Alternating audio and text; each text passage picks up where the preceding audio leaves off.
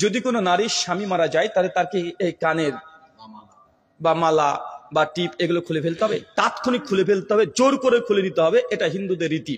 তবে হ্যাঁ, স্বামী যদি মারা যায়, সুনান আবু দাউদ কিতাবুত তালাক, আল্লাহ নবী বলছেন যে সে মেয়ে অতিরিক্ত সাজসজ্জা করতে পারবে না। কথা বুঝতে পারছেন?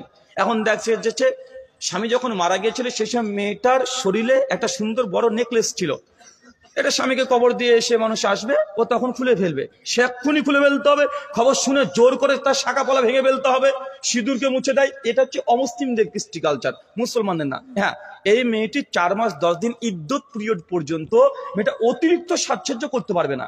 কি করতে পারবে না? অতিরিক্ত সাজসজ্জা। এমনি কি হাতে যে একটা চুড়ি আছে, সাদা একটা নর্মাল চুড়ি আছে, থাকতে পারবে, সমস্যা নেই। স্বাভাবিক পোশাক আছে, পড়তে পারবে, সমস্যা নেই। কিন্তু অতিরিক্ত চুমকি টুমকি বসিয়ে ঝাঁকঝমক শাড়ি পড়তে পারবে না। কতদিন? সারা জীবন না। অমুসলিম হিন্দুদের আছে, মেয়েটা বিধবা, স্বামী যদি মারা যায় সারা জীবন বিধবা, সারা জীবন সাদা কাফন পরে থাকবে। মাথাটাকে আগে তারা ন্যাড়া করে দিত, ইদানিং তারা শিক্ষিত হয়েছে, এই জন্য আর এই কাজ করে না, এখন বিধবাদের আবার বিবাহ দিচ্ছে। এটা মুসলমানদের কাছে শিক্ষা, মুসলিমদের। রাজা রামমোহন রায় মুসলমানদের কাছে শিখেছে এটা। বিধবাদের আগে বিয়ে হতো না, দাও দাও করে চিতাতে জ্বালিয়ে দিত।